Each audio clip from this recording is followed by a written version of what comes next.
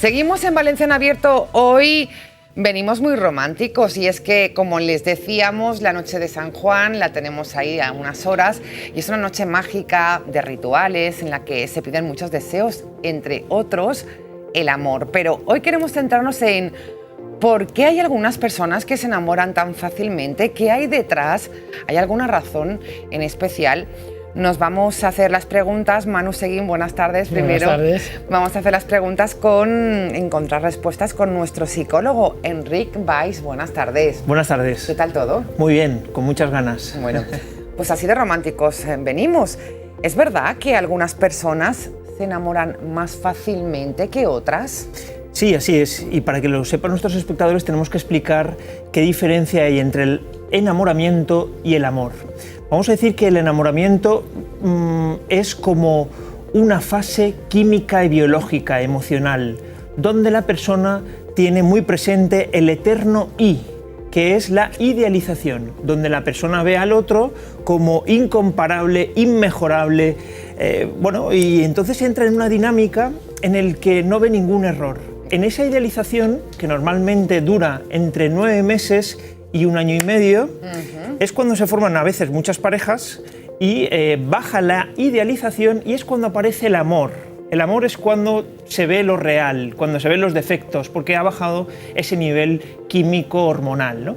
Entonces, ¿qué ocurre? Que hay personas que confunden enamoramiento con fascinación. Y entonces la fascinación no es enamoramiento, la fascinación es ese primer chute de adrenalina y de sustancias químicas que dices que lo veo y me encanta, ¿no? Entonces confunden y entonces, claro, dicen es que siempre me estoy enamorando.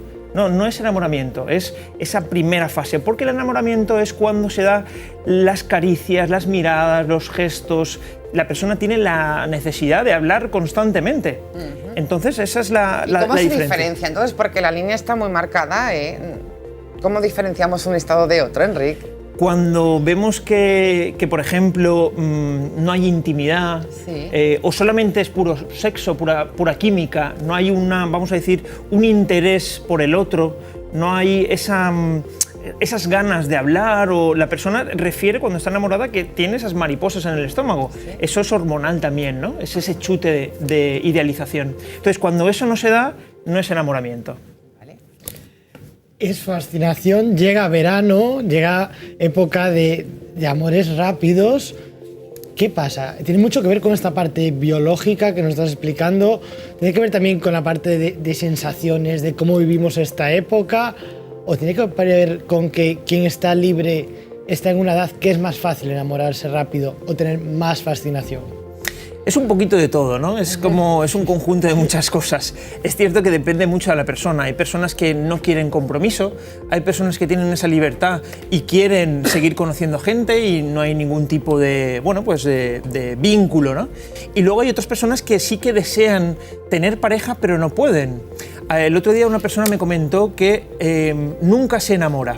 Y ahí psicológicamente hay un patrón que es el miedo quizá al rechazo, o porque ha habido un dolor anterior que no ha sabido elaborarlo y que eso le genera un poco compromiso con nadie por miedo a ser dañado. Mochilas emocionales, Enric, en definitiva. Así es, mochilas emocionales que a veces la persona va en ese piloto automático y es incapaz de saber el porqué, ¿no? Y entonces encontramos eso, es que no tengo suerte en el amor. Bueno, ¿y cuántas personas o cuánto tiempo, cuántas veces lo has intentado? Y te dicen 5, 10, 15... Ahí hay algo, ¿no? Algo ocurre. Luego también hay personas que están enamoradas, pero tienen miedo de decirlo, por ese temor a que le digan que no. Y entonces son esas personas que la gente suele tildar como introvertidas o que no expresan nada, y en el fondo, por dentro, es una tormenta emocional. Es un grave error esto, Enric. Efectivamente, porque lo que hay que hacer es verbalizarlo, afrontarlo y normalizarlo. Expresar sentimientos, Manu. Expresar sentimientos, pero Enrique, ahí tengo que hacerte la pregunta y es ¿cuántas veces nos podemos enfrentar a ese no? Porque en todo ese tiempo de fascinación, muchas veces lo callamos, otras lo hablamos. ¿Cuántos no somos capaces de aguantar? Es muy buena pregunta. También ahí dependerá de la capacidad de resistencia de la persona, ¿no? Pero sí que es cierto que no estamos entrenados a que nos digan que no. En el amor, precisamente, en el trabajo, bueno, pues uno va también elaborándolo. En el amor como que duele más. Duele más, sí. ¿Por qué? Porque hay una implicación emocional.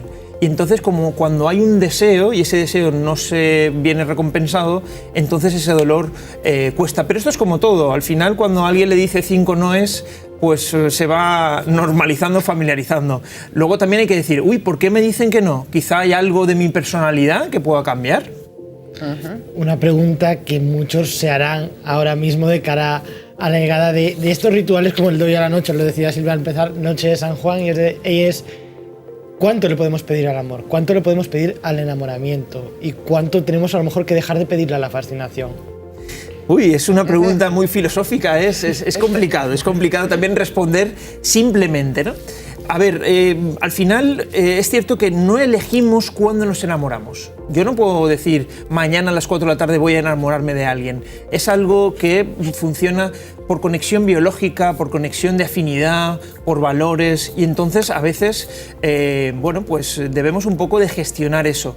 Ahí debemos también bueno, pues de no frustrarnos si no sale ese amor, porque cuando uno más lo desea, es cierto que a veces se frustra mucho más. Por ejemplo, una de las pautas que decimos en terapia a la hora de personas que quieren buscar pareja es que no vayan, por ejemplo, y se apunten, vamos a decir, a una afición por la búsqueda de una pareja, sino simplemente vayan para conectar con esa cosa que le hace estar bien, y si aparece alguien, fantástico.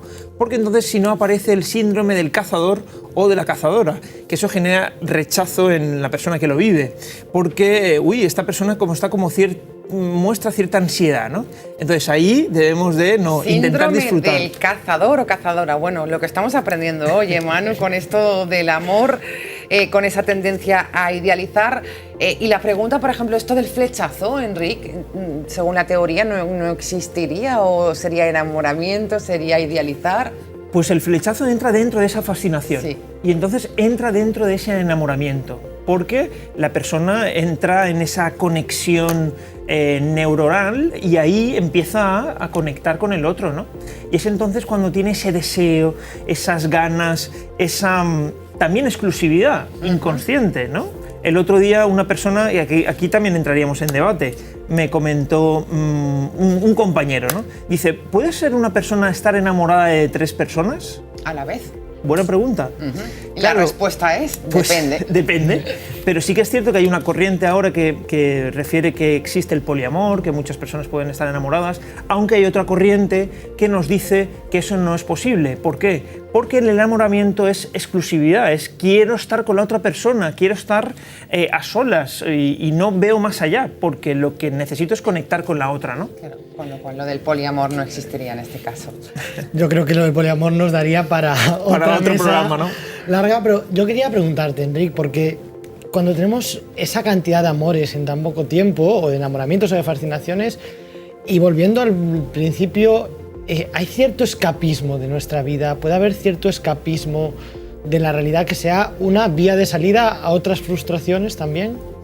Sí, hay personas que también repiten, por ejemplo, parejas y no quieren vamos a decir, esa continuidad, porque es una forma también de escape a esa frustración diaria, o incluso también miedo al compromiso. Hay personas que no quieren ese compromiso porque les va a suponer un esfuerzo extra al que ya tienen.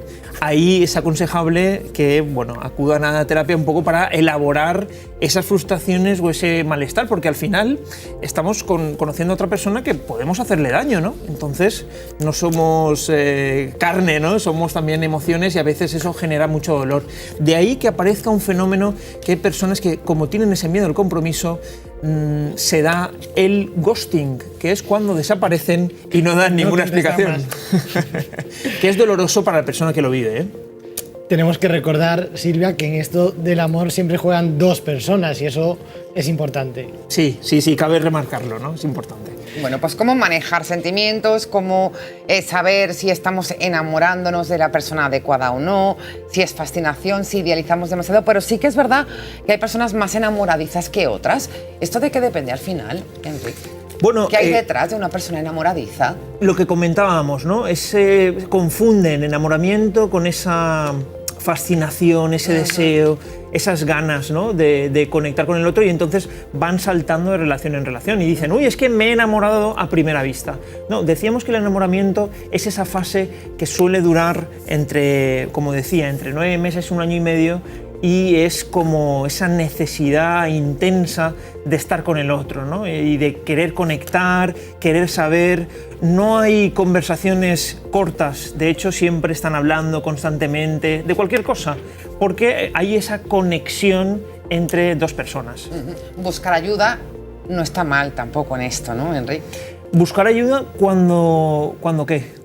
Cuando hay detrás una persona insegura, con muchas relaciones fallidas, buscar la mano de profesionales también, ¿no? Para ayudarnos a gestionar, a saber, a cambiar algo. Sí, en ese caso sí que podemos recomendar ayuda profesional para ver qué ocurre o en qué está fallando. Claro. Pues oye, es que mira, resulta que me estoy empeñando constantemente o no me funcionan las parejas, ¿qué ocurre? Cuando pasa una vez, bueno, es algo puntual, pero cuando se repite cierto patrón, algo está sucediendo. Manu. Algo está sucediendo, Silvia. Siempre sucede algo. Pero antes de primero, sé que vamos justos de tiempo, Sí. pero hoy a la mañana nos ha llegado una imagen que quería comentar con vosotros porque creo que aquí cubrimos un poco todo. Vamos a verla. Si nos la ponen los compañeros, esta imagen es taxonomía de generaciones. Muy rápido, Enrique. Aquí lo que estamos viendo es pues una imagen que ha llegado a la mañana a la redacción que reparte las generaciones por fechas, por población, pero también por circunstancias, historias y por rasgos característicos. Desde la austeridad de los 30 a la irreverencia de los del 95-2010. ¿Qué nos puedes decir de esta imagen?